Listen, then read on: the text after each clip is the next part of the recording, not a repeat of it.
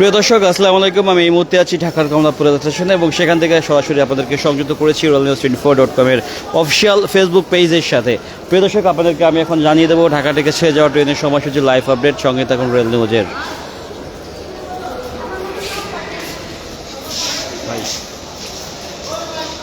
প্রিয় দর্শক, আপনারা দেখতে পাচ্ছেন যেখানে উপকূল এক্সপ্রেস 6 নম্বর প্ল্যাটফর্মে এখন অবস্থান করছে।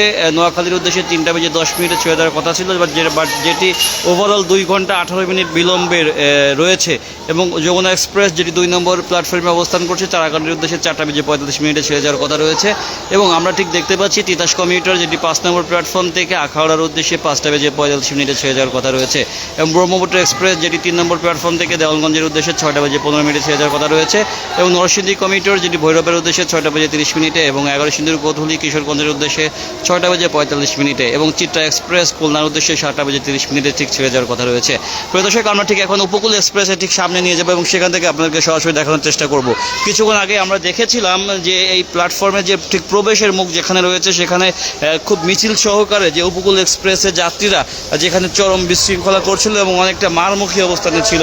বাট তাদের একটাই অভিযোগ যে তাদের ট্রেন বিলম্ব হবে, সেটি কেন জানিয়ে দেওয়া হচ্ছে না মাইকিংয়ের মাধ্যমে এবং কেন তাদেরকে ইনফর্ম করা হয় না আসলে। এবং যে শিডিউল বিপর্যয়ের যে ঘটনা ঘটে যেটি আসলে ইঞ্জিন সংকটের কারণে, তারা আসলে সরকারের কাছে দ্রুতই এর সমাধান চান। প্রিয় দর্শক, আমি এই মুহূর্তে আছি যে কমলাপুর স্টেশনের যে মেইন প্ল্যাটফর্মের ঠিক ভিতরেই, সেখান থেকে আপনাদেরকে নিয়ে যাব আমি ঠিক 6 নম্বর প্ল্যাটফর্মে, যেখান থেকে কিছুক্ষণের মাঝেই যে উপকূল এক্সপ্রেস ট্রেনটি নোয়াখালীর উদ্দেশ্যে ছেড়ে যাবে, যেটি ওভারঅল 2 ঘন্টা 18 মিনিট লেট করেছে, হয়তো বা আরও 15-20 মিনিট লেট করতে পারে। ঠিক সেটি সামনে থেকে আপনাদেরকে আমি দেখানোর চেষ্টা করব যাত্রীদের যে ভোগান্তির চিত্র। এবং আমরা আসলে দেখতে পেরেছি যেখানে যাত্রীরা তার চরম যে ভোগান্তি নিয়ে এবং চরম বিরক্তি নিয়ে আসলে তারা তাদের এই ক্ষোভ প্রকাশ করছিল। এবং এই উপকূল এক্সপ্রেস ট্রেনটি বেসিক্যালি দেখা যায় প্রায়শই লেট করে এবং উপকূল এক্সপ্রেস সহ বেশ কিছু ট্রেন রয়েছে যেগুলো চরম শিডিউল বিপর্যয় ঘটে, যার কারণে যাত্রীরা বরাবরই খুবই চরম ক্ষিপ্ত অবস্থায় রয়েছে। তারা আসলে এই সমস্যার সমাধান চান দ্রুতই সরকারের হস্তক্ষেপের মাধ্যমে, তাদের এই যে শিডিউল বিপর্যয় থেকে তারা রক্ষা চান এবং তারা সেজন্য সরকারের চরম দৃষ্টি আকর্ষণ করেছে। এবং কিছুক্ষণ আগে দেখেছি তারা চরম লেভেলের যে মারমুখী অবস্থানে ছিল, সেটি থেকে যে ইঞ্জিন দেওয়ার পরে তারা সবাই শান্ত হয়ে ঠিক 6 নম্বর প্ল্যাটফর্মে ফেরত আসে। এবং তাদের এই একটি দাবি যে তাদের অসুস্থ রোগী থাকে, তাদের অনেক কাজ থাকে, সেটি আসলে তাদের টাইম মতন করতে পারে না, যেটি বিলম্ব হয়। এবং তাদের এই ভোগান্তি থেকে তারা চরম রাগে ক্ষোভে ফুঁসে ওঠেন। ঠিক সেই দৃশ্যটি আমরা আপনাদেরকে দেখানোর চেষ্টা করছি 6 নম্বর প্ল্যাটফর্ম থেকে, যেখানে দেখতে পাচ্ছেন তারা আসলে এই আসার পরে ইঞ্জিনটি দেওয়ার পরেই কিছুক্ষণ পরে তারা আসলে ফিরে আসেন তাদের কাঙ্ক্ষিত ঠিক ট্রেনের সামনে।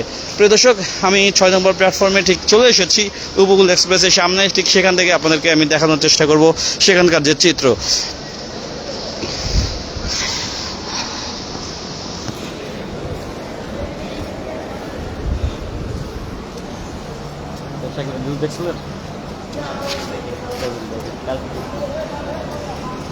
প্রিয় দর্শক, আমি ঠিক এখন 6 নম্বর প্ল্যাটফর্মে অবস্থান করছি এবং সেখান থেকে আসলে আপনাদেরকে দেখানোর চেষ্টা করছি যে উপকূল এক্সপ্রেস ট্রেনের যে আসলে যাত্রীদের যে একটি চরম যে হতাশা এবং চাপ থেকেই তারা আসলে এই মারমুখী অবস্থানে নিয়েছিল। ভাই, আপনাদের উপকূলটা কখন ছাড়বে ভাই? এখন ছাড়বে। আমরা কিছুক্ষণ আগে দেখছি যাত্রীরা চরম ক্ষিপ্ত অবস্থায় ছিল, মারমুখী অবস্থানে ছিল। ও, যেটি আসলে রিপেয়ারিং এর কারণে মানে কিছুক্ষণের মাঝে ছেড়ে যাবেন। ও, রেডি জি। প্রিয় দর্শক, ঠিক যেমনটি দেখতে পাচ্ছেন যে সিগন্যালটি জাস্ট রেডি হয়ে রয়েছে এবং যেটি আসলে যে এখানকার যিনি গার্ড সাহেব আছেন তার সাথে আমরা কথা বলে জানতে পারলাম যে কিছুক্ষণের মাঝেই আসলে এই উপকূল এক্সপ্রেস ট্রেনটি নোয়াখালীর উদ্দেশ্যে ছেড়ে যাবে এবং ঠিক সেটির সামনে থেকে আপনাদেরকে আমি দেখানোর চেষ্টা করছি প্রিয় দর্শক। এবং তারা আসলে যাত্রীরা এই সমস্যার দ্রুত সমাধান চান। আসলে এই উপকূল এক্সপ্রেস ট্রেনটি অত্যন্ত জনপ্রিয় এবং জনবহুল। এখানে অনেক যাত্রী থাকেন যারা আসলে ডিপেন্ডেন্ট যোগাযোগের জন্য এই উপকূল এক্সপ্রেসে। তারা আসলে এটি চরম সরকারের হস্তক্ষেপে দ্রুতই এর সমাধান চান। প্রিয় দর্শক, আমি আপনাদেরকে কমলাপুর স্টেশনের যে ভিতরকার একদম যে চিত্র সেটি দেখাচ্ছি এবং বাইরের পাশটি দেখছেন অনেকটাই শান্ত এবং যে নীরব রয়েছে এবং আকাশ মেঘলা দেখতে পাচ্ছি।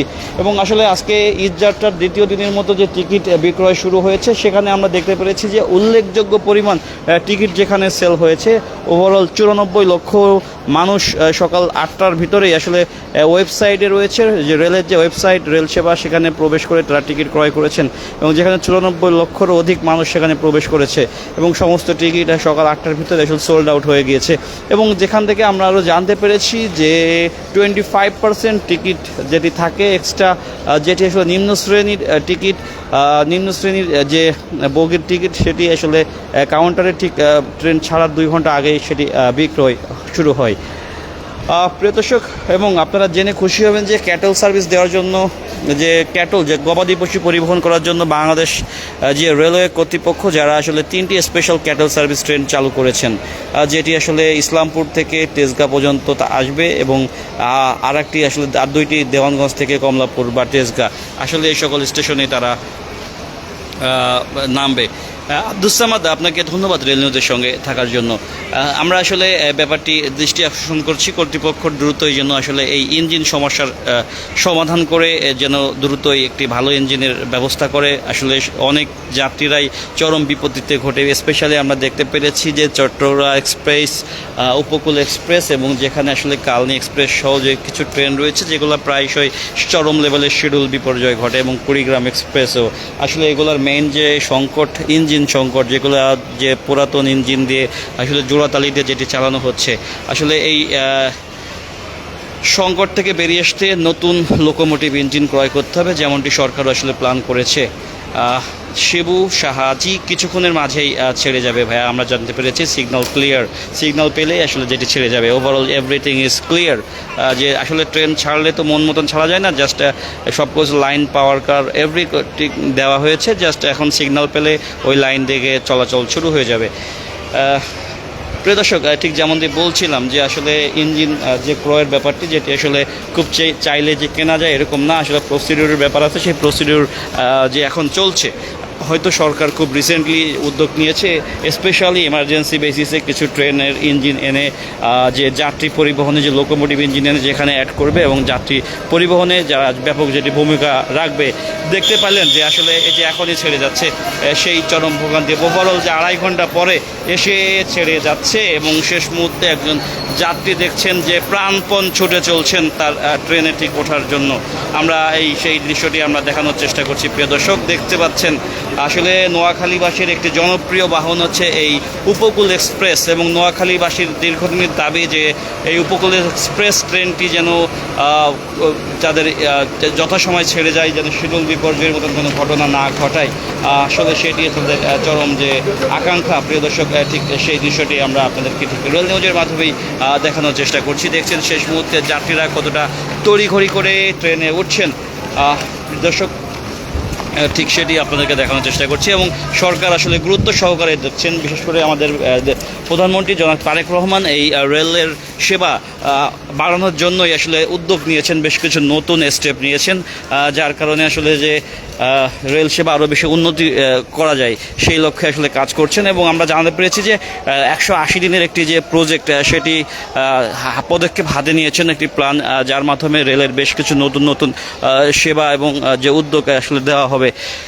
প্রিয় দর্শক, সেই লক্ষ্যে আসলে কাজ করে যাচ্ছেন। এবং আমরা দেখতে পেরেছি যে রিসেন্টলি যে নেত্রকোনা, যেখানে আসলে একটি নতুন যে রেলপথ উদ্বোধনের জন্য গিয়েছিলেন যে রেলের ডিজি মহোদয়, রেলের যে সচিব মহোদয় এবং রেলের যে প্রতিমন্ত্রী মহোদয়, এবং তারা আসলে সেখানে গিয়েছেন এবং যারা ফিজিক্যালি ভিজিট করে দেখেছেন যে যেটি আসলে সম্ভব কিনা, যেটি হয়তো খুব শীঘ্রই চালু হতে পারে। আসলে পুরো বাংলাদেশটি আসলে রেলের যে রেলের নেটওয়ার্কের আওতায় আনার চেষ্টা চলছে বাংলাদেশ সরকারের, এবং যার কারণেই আসলে আপ্রাণ চেষ্টা করে যাচ্ছেন। এবং রেল যোগাযোগ ব্যবস্থা যে দেশের যত বেশি উন্নত, সেই দেশ আসলে তত বেশি ডেভেলপড।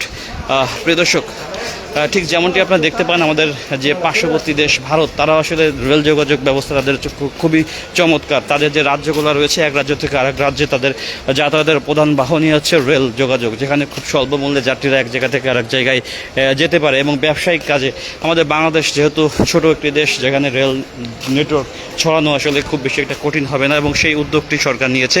এবং নতুন করে আসলে কোনো যে সড়ক যে এক্সপেনশনের কাজ আসলে করবে না, মানে বাড়ানোর কাজ করবে না সড়ক বাড়ানোর, যেটি হচ্ছে সেটিকেই আসলে মেরামত করে চালাবে সড়ক। আর স্পেশালি রেলপথটি আরও বেশি পরিমাণ ডেভেলপ করা হবে। আমরা যদি পার্শ্ববর্তী দেশ দেখতে পাই, আমাদের ভারত রয়েছে, পাকিস্তান রয়েছে, তারা আসলে অনেক ডেভেলপ রেলপথে, রেল যোগাযোগে এবং উন্নত বিশ্বে, বিশেষ করে যে জাপানে যে বুলেট ট্রেন, সেটি আসলে খুবই চমৎকার। কেননা বুলেট ট্রেনের মাধ্যমে খুবই অল্প সময়ের মাঝে এক জায়গা থেকে আরেক জায়গায় তুলে যাওয়া যায়, যেটি আসলে প্রায় দেখা যায় যে প্রায় 1-1.5 হাজার স্পিডে চলে। প্রিয় দর্শক, বাংলাদেশে আসলে প্রি প্ল্যান হিসেবে রয়েছে যে বুলেট ট্রেন চালু করবে এবং পাতাল ট্রেনেরও একটি প্রস্তাবনা রয়েছে। প্রিয় দর্শক, আপনাদেরকে দেখাচ্ছি পুরা কমলা প্রদর্শনের যে ভিউটি, সেটি আমি ঠিক দেখানোর চেষ্টা করছি। এবং আকাশ আসলে দেখতে পাচ্ছেন অনেকটাই মেঘলা, কিছুক্ষণের মাঝে হয়তো বা বৃষ্টি নামতে পারে, ঠিক যেমনটি আশঙ্কা করা যাচ্ছে। এবং ঈদযাত্রার টিকিটের দ্বিতীয় দিন, এবং দেখা যাচ্ছে আসলে অনেক মানুষই ব্যস্ততা সময় পার করছে এবং এই টাইমটাতে আসলে অনেক বেশি পরিমাণ ভিড় থাকে কমলা প্রদর্শন স্টেশনে। প্রিয় দর্শক, এবং আমি ঠিক 1 নম্বর প্ল্যাটফর্মের দিকে আপনাদেরকে নিয়ে যাচ্ছি এবং সেখান থেকে সরাসরি দেখানোর চেষ্টা করব আজকের যে বিকালের দৃশ্য। প্রিয় দর্শক, 1 নম্বর প্ল্যাটফর্মে আসলে তেমন একটি যে যাত্রীর চাপ নেই, বাট রয়েছে মোটামুটি যাত্রীর চাপ রয়েছে, খুব বেশি যাত্রীর চাপ নেই, ঠিক যেমনটি আপনারা দেখতে পাচ্ছেন।